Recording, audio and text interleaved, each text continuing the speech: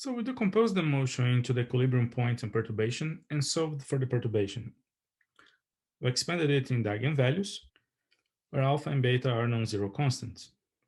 The eigenvalues lambda are given by the solution of this biquadratic, where uxx is the second derivative of u with respect to x at the equilibrium point, uyy is the second derivative of u with respect to y also at the equilibrium point, and uxy is the mixed derivative of u in x and y also at the equilibrium point.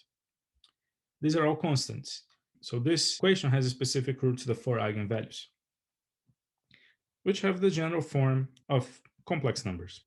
So if the real part of the eigenvalue is non-zero, then you have solutions that grow exponentially. If the real part of the eigenvalues is zero, you only have the imaginary part, and then you have oscillatory solutions. So let's apply that to the equilibrium Lagrangian points and find out if they're either growing or oscillating solutions. Let's first find out what the values of uxx, uyy, and uxy are. Let's start with uxx. So this is the function u, and r1 and r2 are given by, and r1 squared is equal to x plus mu 2 squared plus y squared, and r2 squared is equal to x minus mu 1 squared plus y squared. So 2r1 dr dx is equal to 2x plus mu 2. You can cut the 2's, and therefore dr dx is equal to x plus mu 2 over r1. And the same token, dr2 dx is equal to x minus mu 1 over r2. And the derivative with respect to y are dr1 dy is equal to y over r1. And dr2 dy is equal to y over r2.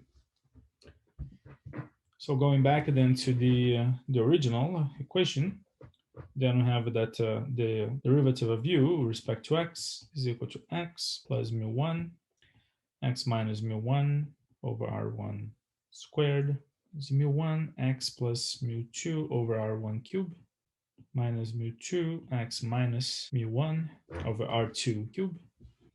I'll take the second derivative of this, becomes 1 plus 3 mu 1 x plus mu 2 over r1 to the fourth power plus 3 mu 2 x minus mu 1 over r2 to the fourth power minus mu 1 over r1 cube minus mu 2 over r2 cube. Let's now check uyy.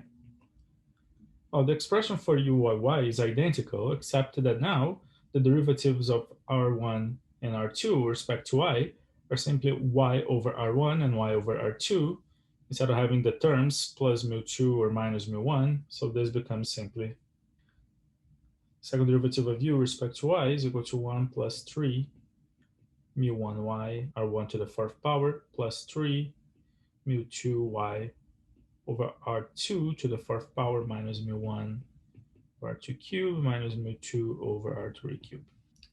Now for uxy, then we can take du dy, which is y minus mu y over r1 cube and minus mu 2y over r2 cube, and take the derivative of this with respect to x. Then the 2u dx dy becomes then good. Now let's combine them. Now let's apply them to the equilibrium points. Let's first use the collinear points, L1, L2, and L3. Well, for L1, L2, and L3, you have the y is equal to 0. So immediately, the last one, d2u dx dy is equal to 0. These terms are also equal to 0. And because y is equal to 0, then r1 is equal to x plus mu 2, and r2 is equal to x minus mu 2. So this is going to cut to the 4, is going to become a third power, the same thing here. And then this becomes 1 plus 2 mu 1 over r1 cube plus 2 mu 2 over r3 cube. So these are the solutions for uxx, uyy, and uxy for the three collinear points, where A is given by mu 1 over r1 cube at the equilibrium point, and r2 also at the equilibrium point, also cube. So setting uxy is equal to 0, we have this equation here for the eigenvalues.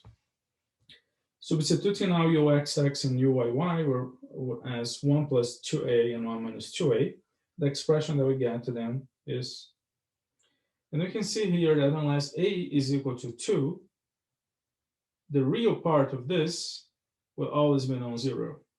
We concluded then that the collinear points L1, L2, and L3 are always unstable. If lambda is equal to plus or minus j plus ik, then j is always non-zero for these collinear points, meaning that they're always unstable. Now let's consider the triangular points L4 and L5. So let's simplify this. At the triangular points, we have the R1 is equal to 1, have the R1 is equal to R2, which is equal to 1.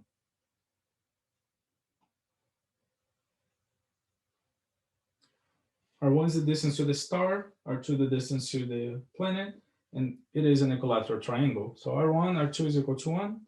You can remove all of the denominators. They're all going to be equal to 1. All the positions of both points are at the position x equal to half minus mu2, as we derived it before. And y, the vertical position, is the cosine of 60 degrees. It's plus or minus square root of 3 over 2. Now substituting these values, then we have that dxu, dx2, this is going to become 3/4. d2 dy squared is going to become 9/4. And the mixed term is plus or minus 3 square root of 3, 1 minus 2 mu2 over 4. So there we go. We found the constants uxx, uyy, and uxy for the triangular points. Let's apply that to find the eigenvalues. So this is the solution for the eigenvalues.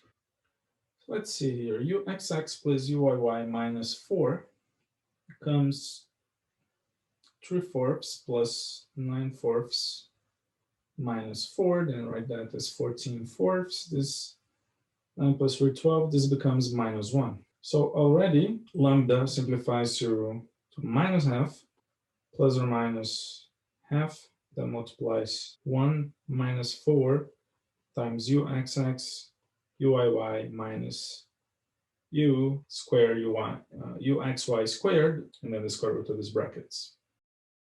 So the eigenvalue is given by the value of uxx uyy minus uxy squared. So substituting the values here, you have 3 times 9, so 27. 27 over 16, which is uxx times uyy. Now minus the square of uxy, which will give you then uxy in the square root is 9 times 3, 27 over 16 times 1 minus 2 mu2 squared. Now, if we make the approximation that mu2 is much, much less than 1, then you can ignore this term, and then this expression is equal to 0. So the second term here in the square root, the delta cancels out, and lambda is going to be equal to plus or minus f, plus or minus f, and the square root. The roots are either 0 or plus or minus I. So indeed, the j is equal to 0, and there are only imaginary eigenvalues. Therefore, L4 and L5 are stable.